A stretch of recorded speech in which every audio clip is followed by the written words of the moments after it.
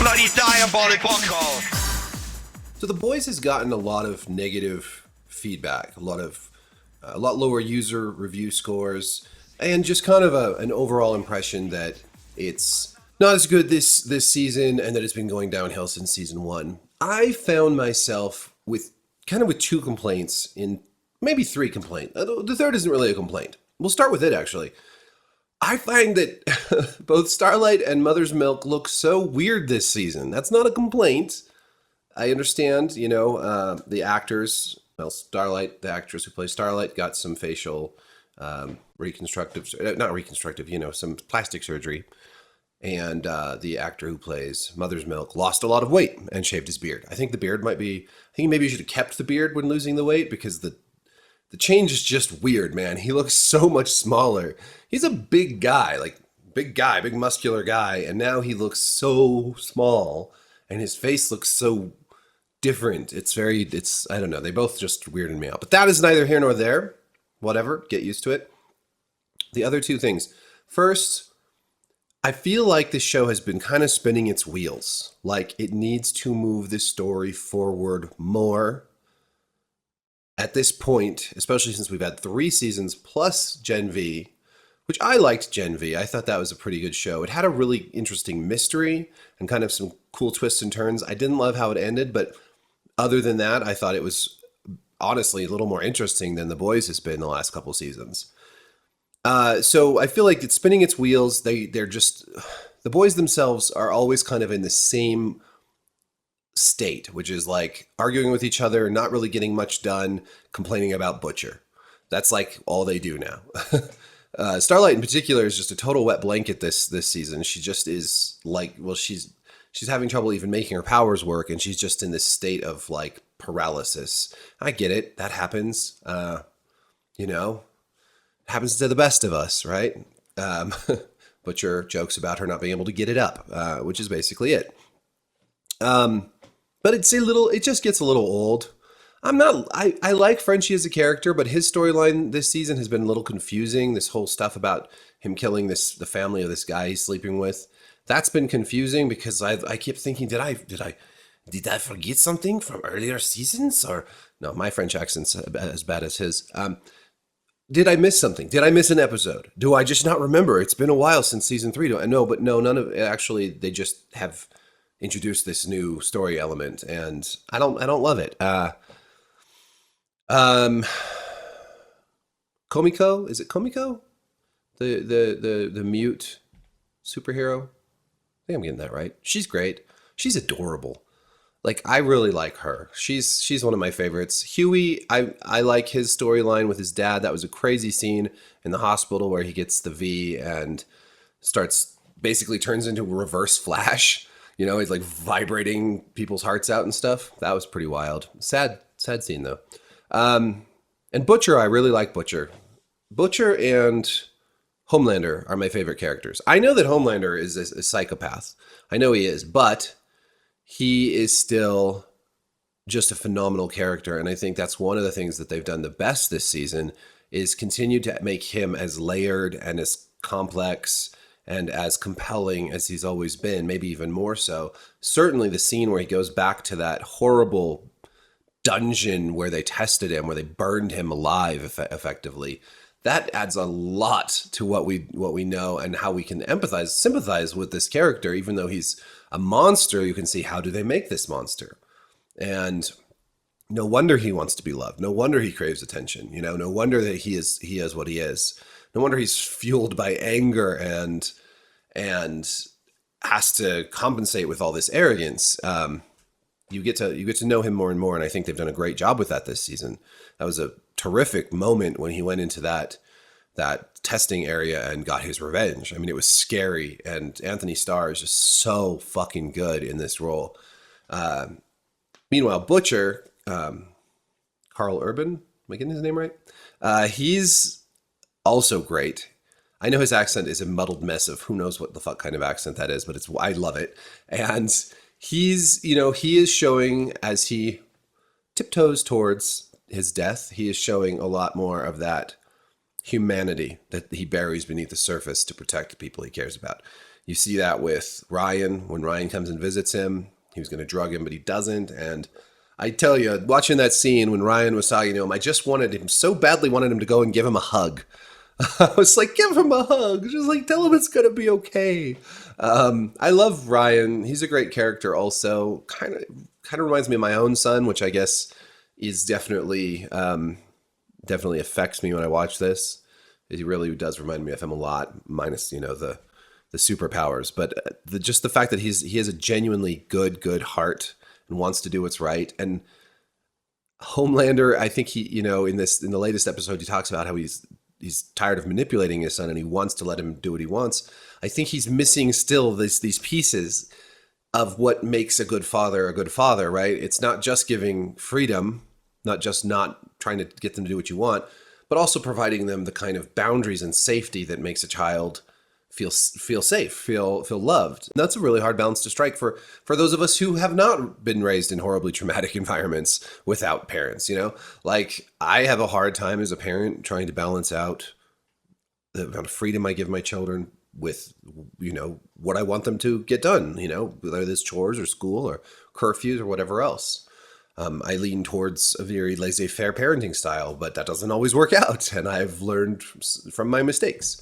Homelander, on the other hand, has zero experience with parenting, with being parented, and again, I know he's a bad guy, but I really empathize with him in his desire to be a good father to his son, and his son I empathize with because he unlike Homelander, he does care deeply about people and about doing the right thing. And he, obviously he had his mother as a child. So all of that I think is great. I think that the other thing that's bothered me, and I think this is what a lot of critics of this season have focused on, is the political stuff. I know the show's always been political. The political stuff is a lot more heavy-handed and a lot more on the nose this season than it has been.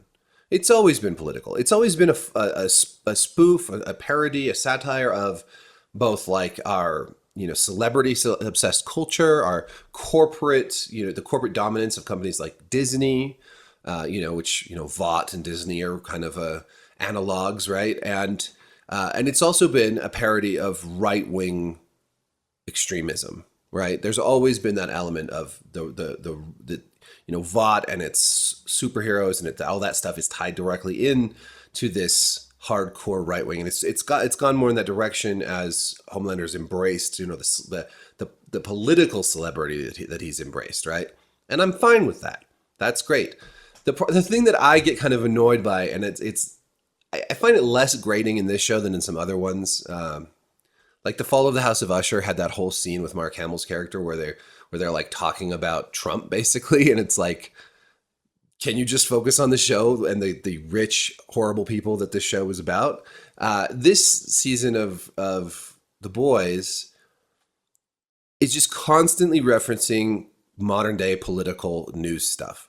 And while I think that works great in a show like South Park that is sort of designed to always be churning out the timeliest thing, like, South Park hits a brand new news story maybe a couple weeks later, right there. That's the point. Like South Park does that really well, but not everyone can do that really well. And here, if it was funny, that would be one thing. But a lot of this stuff with the new superhero chick who, Firecracker, she's, the celebrity influencer of the right. There's all this stuff about like Starlight's hiding children and they drink their blood and they're pedophiles. And then there's stuff about trans people and all. So there's like lots of very, very newsy things in this season. And it does just feel a little bit like, okay, guys, you don't have to be, you're not even trying to be creative anymore because you're just pulling stuff from the news cycle and the exact same issues that we have. And the thing about it, the thing that doesn't work for me is here we have this, you can't have the universe of The Boys be too much like the universe that we live in because there's superheroes in it, right?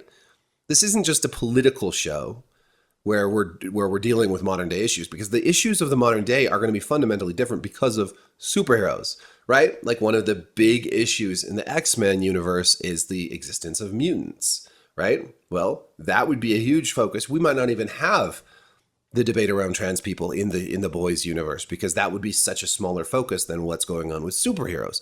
And I just wish that they would focus on that and that fictional universe more. you can still create a satire and a parody of this one. However, you have to do that with I think that it feels a little lazy and it feels a little heavy-handed. That being said, I think that that in the 5th episode is where it really picked up for me. And if you haven't watched the 5th episode, I recommend you do. This one does some funny stuff. For one thing, there's a whole segment where they're kind of showing off the timeline for the VOT cinematic universe, right? And there's like, it's very funny because it's a great parody of the MCU and Disney. There's like dozens of movies in this huge timeline, and they're like, we're going to go over each one in exhaustive detail. And I like that they're kind of getting back to making fun of that stuff more and not just focusing so much on the politics of the day. But also there's a great scene where the Deep is up there and they're talking about, he has this line, he says, some people say go woke, go broke. We say go woke, get yoked. And then they show this product placement where their technology is able to remove items from like a scene. They show a scene with the Deep and he's got like a file folder. And they're like, when white people are watching this, they'll see a beer. And when black people are watching this, they'll see this is like a kind of liqueur or brandy of some kind, like targeted product placement to different racial groups, and they're considering this as like a win for diversity. I think that shit is great. I think that's hilarious because I'm often commenting on what I view as corporate diversity 2.0, diversity Inc., whatever you want to call it, where diversity is just checking boxes and used as marketing.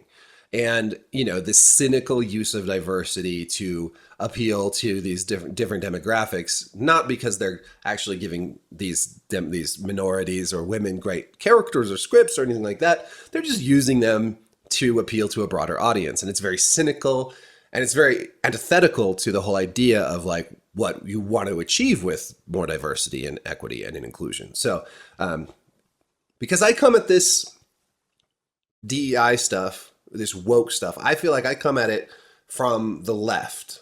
A lot of critics of wokeness or whatever come from the right. I'm coming at it from the left.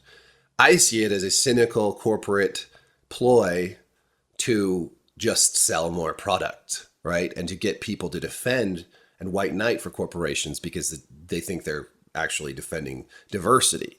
I'm a critic of this type of diversity because I think it's fraudulent and I think it's cynical. And I think it also it masquerades as something noble while actually, allowing these companies to get away with shitty writing, crappy two-dimensional characters, etc., etc., etc. So anyways, I loved that they put that in this episode. And I feel like this episode really kind of, the show seemed to hit its stride. The animal stuff, the flying sheep, all that crap, the hospital scene, all of it was very, very, very good. And kind of back at where the boys needs to be, I think, from a storytelling perspective and from a perspective of good satire. We'll see where it goes the rest of the season. I don't know. I feel like that they do need to start to make progress in the overarching storyline. How do you bring down? I almost said Starlander, Homelander. Starlander would be an interesting hybrid of Starlight and Homelander. Starlander. They have got the Starlander. We have to go defeat him. Defeat the Starlander. I want to just also, well, no, you know what? I'm going to save that for another video. I was gonna do something else, but I'm going to save that for a second video, and we'll talk about that in a separate spin-off video of this video. We'll have a spin-off series, and then we'll do like a prequel to this video, and then we'll adapt it. And we'll replace me with someone who's not a white cis hetero male, and we'll do the whole thing. And then we'll reboot this video later on, and then we'll add some Jedi to the video, and money. Thanks for watching. Let me know what you think of The Boys so far. I do recommend that if you were sick of it in the first couple episodes, that you watch it at least through the 5th episode. I think the 5th episode was definitely picked up the pace. Just in every single way, storytelling, momentum, etc., etc. So leave a comment, like, subscribe, hit the notification bell. Peace.